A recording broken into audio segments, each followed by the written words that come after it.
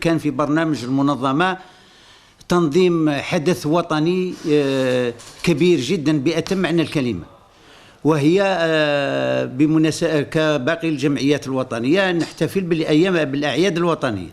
كنا رايحين نديروا لقاء بين المخترعين الجزائريين لمتابعة الحملة الوطنية لإحصاء المخترعين، وعلى هامشه نكرم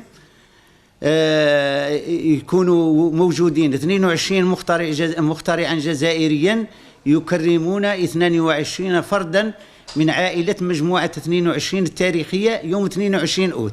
لكن مع الأسف الشديد وبدون الدخول في التفاصيل، لأننا رجال علم ولسنا رجال جدل أو سياسة أو غير ذلك، اصطدمنا برفض والي ولاية المسيلة الجديد أن يمنحنا الترخيص لتنظيم هذا اللقاء.